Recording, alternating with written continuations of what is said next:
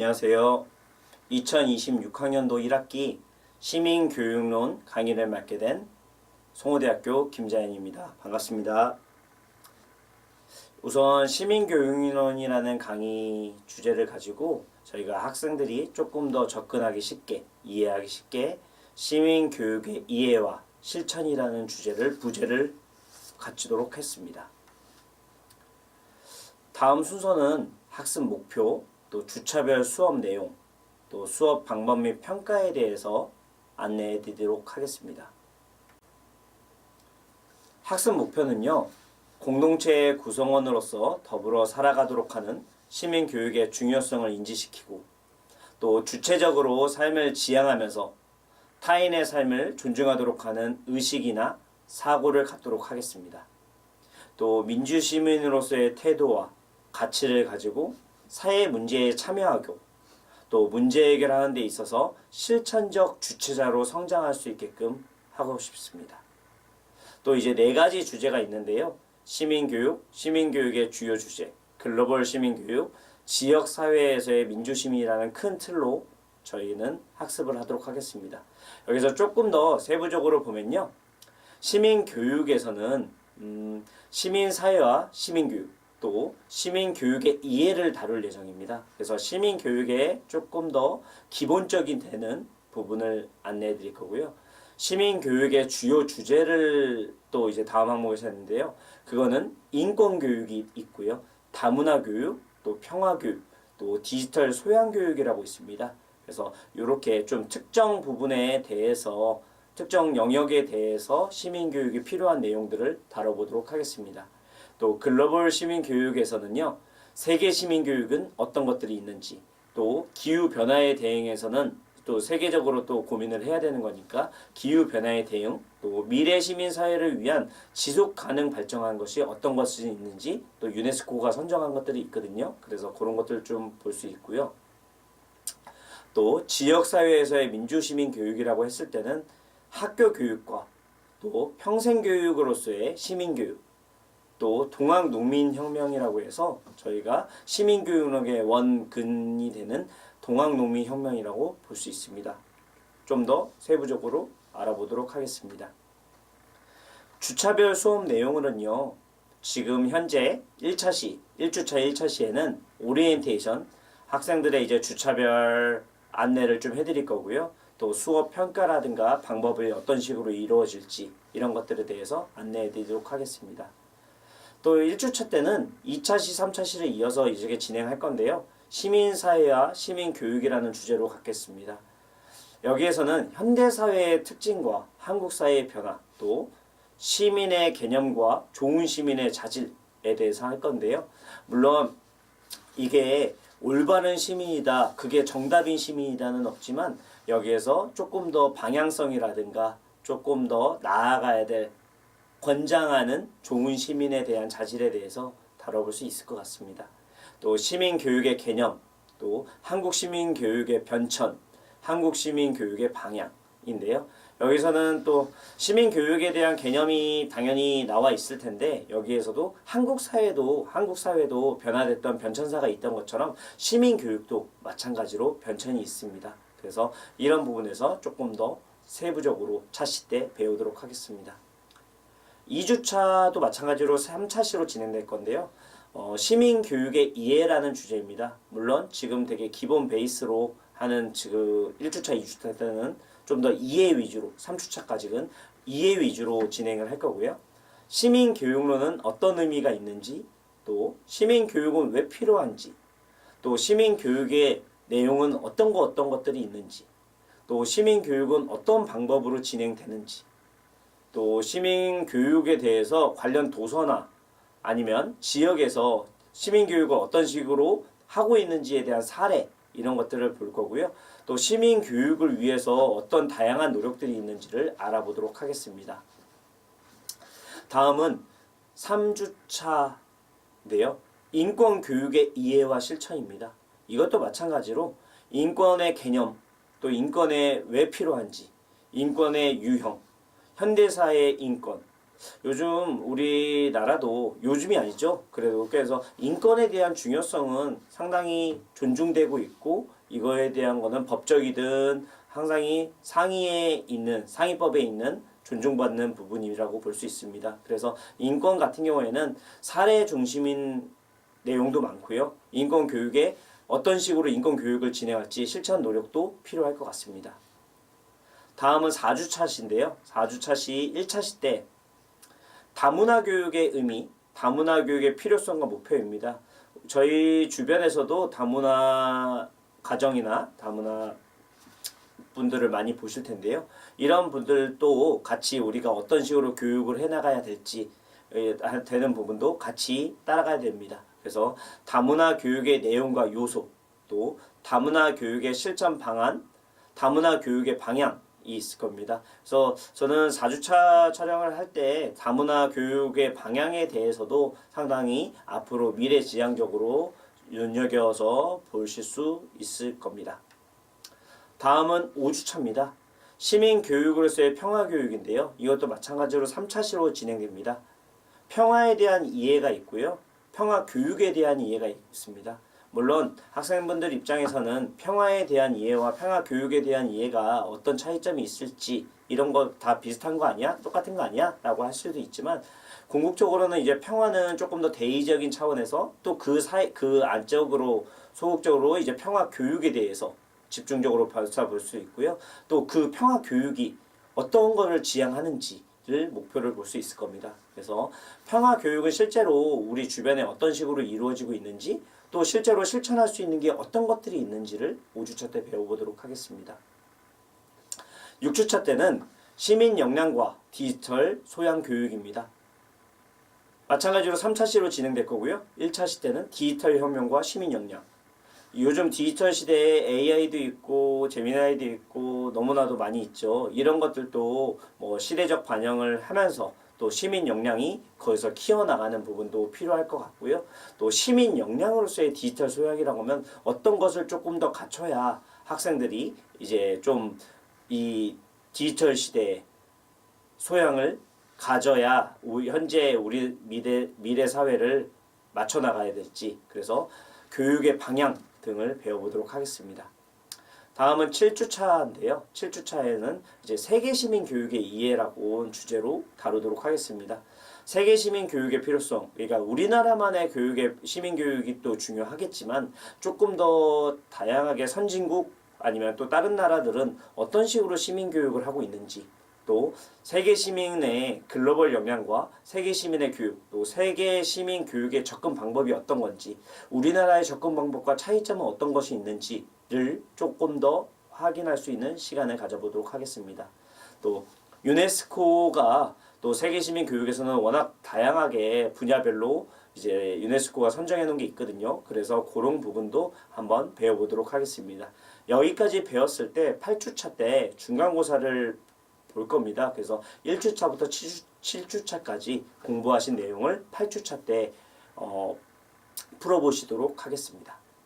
다음은 9주차입니다. 9주차는 시민으로서 기후 변화에 대해서 이제 좀 알아볼 건데요. 기후 변화는 세계적으로도 고민이 되는 부분이죠. 어느 나라만 지키고 어느 나라 안 지키는 부분이 아니라 전 세계 차원에서 기후 변화에 대응은 준비를 해야 될 것 같습니다. 그래서 이제 우리는 시민으로서 지구의 온실가스 현황이 어떻게 됐는지, 또 지구 온도가 1.5도씩 오른다면 어떤 변화가 일어날지, 그리고 기온 상승으로 인해서 환경 재난 사례들은 어떤 것이 있는지, 또 기한 상승을 막을 수 있는 대책이 어떤 것이 있는지, 우리가 주변에서 지금 시민이 실천을 환경을 지키는 것처럼 우리 주변에서 어떤 것부터 실천을 해야 기온 상승을 조금이라도 나조차라도 막을 수 있을지, 이런 것들에 대해서 배워보도록 하겠습니다.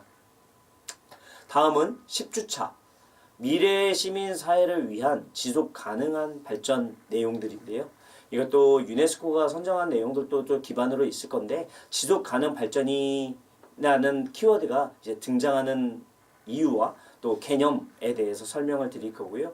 전북 지역에서 지속가능 발전을 찾는 겁니다. 물론 교재에서 나와 있는 내용들이 어디 전북 지역을 좀 기준으로 거기 때 이제 실태 조사를 한 것 같고요. 그때 이제 지속가능 발전을 그 전북 지역에서 한번 찾아보는 내용으로 다뤄보도록 하겠습니다. 그래서 지속가능 발전의 지향점과 과제 이런 부분에 대해서 궁극적으로 어떤 것을 교재에서 말하고 있는지 그리고 제 생각은 어떤지를 말씀드리도록 하겠습니다. 다음은 11주차입니다. 학교 교육과 민주시민 교육인데요. 이거는 이제 현장에서 학교 교육이라고 하면 조금 더 현장에서 나타나는 부분인데 민주시민 교육의 의미가 무엇인지 또 여기가 민주가 붙었죠. 민주시민이라고 하면 조금 더 범사회적으로 또 이제 한국 교육과 같이 연계해서 볼 수 있는 부분이고 학교 민주시민 교육의 역사는 어떻게 변천되어 있는지 어떻게 변화되어 있는지 왔었는지를 볼 수 있습니다. 그래서 학교에서의 민주시민 교육에 접근은 방식은 어떤 건지 또 어떤 점을 또 실천을 하고 있을지 이런 것들도 같이 한번 논의해 보도록 하겠습니다. 다음은 12주차인데요. 12주차에서는 평생교육으로서의 시민교육이라고 있습니다.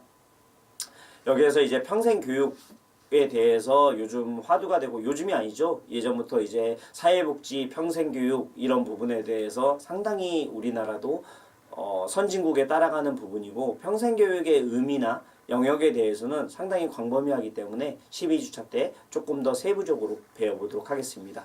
그래서 시민참여교육과 민주시민교육 에서 평생교육을 좀 발견할 수 있는 점이 어떤 것들이 있는지 이런 것들도 확인할 시간이 될 것 같고요. 평생교육으로서의 민주시민교육 또 평생교육이 시민교육으로 나아가야 되는 길이라고 볼 수 있습니다. 그래서 인근에 있는 학생분들의 인근에 있는 평생학 교육 학습관, 평생학습관 등의 이런 기관들이 많이 생길 거예요. 여기에서 시민교육에 대해서 어떤 걸 다루고 있는 내용들도 상당히 많을 거고요. 그런 것들도 한번 배워보도록 하겠습니다. 다음은 13주차입니다. 13주차는 시민교육과 동학농민혁명인데요. 동학농민혁명에 대해서 역사를 조금 배워야 될 것 같습니다. 시민교육이라는 부분이 약간 모티브가 되는 부분에서 동학농민혁명도 조금 더 따라가야 될 부분일 것 같고요. 동학농민혁명의 시민교육적 의미가 어떤 것인지 그래서 이 정신을 계승하는 부분들이 어떤 것들이 있는지라는 부분입니다. 그래서 동학농민혁명에 대해서 조금 광범위하게 배워봐야 될 것 같고요. 거기에서 우리가 시민교육으로서 이 계승을, 이 정신을 계승해서 온 거구나 라는 것을 파악하는 시간이 되었으면 좋겠습니다. 그리고 14주차인데요. 14주차는 저희 교재에서 나와 있는 것보다는 전체적으로 1주차부터 중간고사를 제외한 이 13주차까지 에 있는 항목들을 조금 더 나열해 봤습니다. 왜냐면 너무나도 시민교육에 대해서 광범위한 내용들이 있어서 그래도 한 주차 정도는 학생들의 좀 정리 차원에서 한번 해드릴 필요가 있다라고 해서 구성했고요. 14주차 1차시 때는 시민교육에 대해서 말씀드릴 겁니다. 또 앞에서 배웠던 시민사회와 시민교육, 또 시민교육의 이해라는 이제 좀 기본적인 부분에 대해서 설명을 드릴 거고요. 2차 시에는 시민교육의 주요 주제로 인권교육, 또 다문화교육, 또 평화교육, 디지털 소양교육 이렇게 네 가지의 큰 카테고리로 배웠던 것처럼 정리해 보도록 하겠습니다. 다음은 14주차 3차시인데요.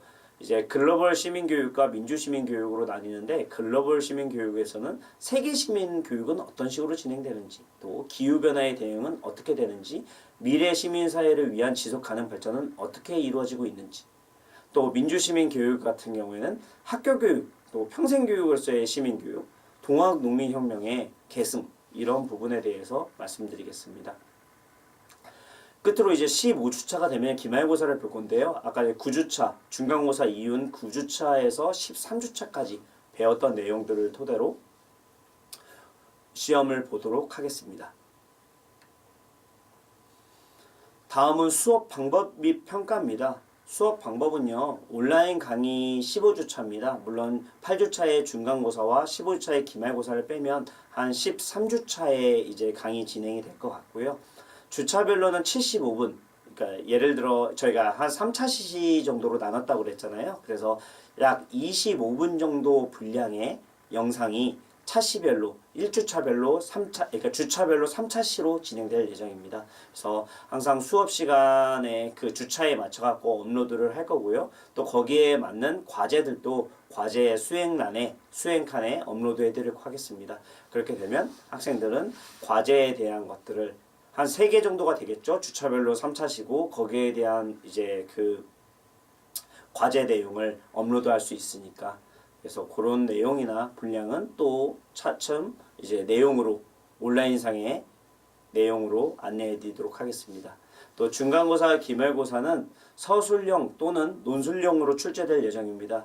하지만 이것도 또 제가 단연간 이제 학생들하고 소통을 하다 보니 서술 논술이 조금 더 어렵다고 판단되거나 과제를 받았을 때요. 저희가 온라인이니까 제가 소통을 하기는 어려울 것 같고 제가 과제를 제출을 받고 거기에 판단하에 객관식을 진행할지 여부는 또 나눠서 실시간으로 저희 그 사이트 그 송호대학교 홈페이지 이용해서 이러닝센터 이용해서 하도록 하겠습니다. 또 평가 방법은요. 출석 20%, 중간고사 30%, 기말고사 30%, 또 기타 20%입니다. 그래서 중간고사, 기말고사 30%씩 있고 출석도 온라인도 있고요. 오프라인도 있으니까 그런 점 좀 각별히 신경 써 주시고요. 기타가 20%가 있는데요. 그거는 주차별 과제 제출에 대한 평가입니다. 여기에 대해서는 제가 제출 기한, 제가 한 일주일 정도 그 학습 기간 정도의 업로드를 요청 기간을 드릴 거고 그 기간 내에 업로드를 한지 못했을 경우에는 조금 더 마이너스 요소 또 제출 기한을 하게 되면 좀 내용적인 부분, 성실도 부분 이런 부분을 감안하여 평가하도록 하겠습니다. 저는 이번 시민교육론의 교재로 시민교육의 이해와 실천 공동체 출판사라는 곳인데요. 이게 이경환 외 시민 그리고 공동 저자가 있고요. 그래서 2023년도 발행본인데 이 부분 또한 학교 홈페이지 거기 이러닝 센터 그 이러닝 센터에 업로드를 해드리도록 하겠습니다. 자, 다음은 학생분들도 조금 고민을 하셔야 되는데 지금 앞으로 배울 시민교육론에서는 다루는 내용들이 상당히 많습니다. 그 중에서 가장 많이 키워드로 언급될 키워드는 시민이라는 내용일 것 같습니다. 그래서 시민이라는 큰 타이틀 안에 어떤 것들이 되게 있는지 세계 시민, 동아노민 아니면 유네스코 등 여러 가지 시민에 대해서는 다양하게 배울 건데요. 그거 전에 학생분들이 생각하는 진정한 시민의 의미는 무엇인지를 고민해 주시기 바랍니다. 해당 내용에 대해서는 시민교육의 이해라든가 시민이란 무엇인가라든가 이런 내용들은 다음 2차시, 1주차 2차시부터 세부적으로 자세히 학생들께 말씀드리도록 하겠습니다. 그리고 화면 우측 하단에 나오는 저의 얼굴은 2차시, 1주차 다음 차시부터죠. 다음 차시부터 노출되지 않는 걸로 하도록 하겠습니다. 교수자의 모습보다는 강의 자료에 더 집중하실 수 있도록 음성만 노출한다는 점 양해 부탁드리겠습니다. 제 목소리와 강의 자료에 제시된 내용에 좀 더 집중해 주시기 바라면서 다음 참시에 뵙도록 하겠습니다. 다음 차시에는 시민사회와 시민교육으로 찾아뵙도록 하겠습니다. 송호대학교 김자연이었습니다. 감사합니다.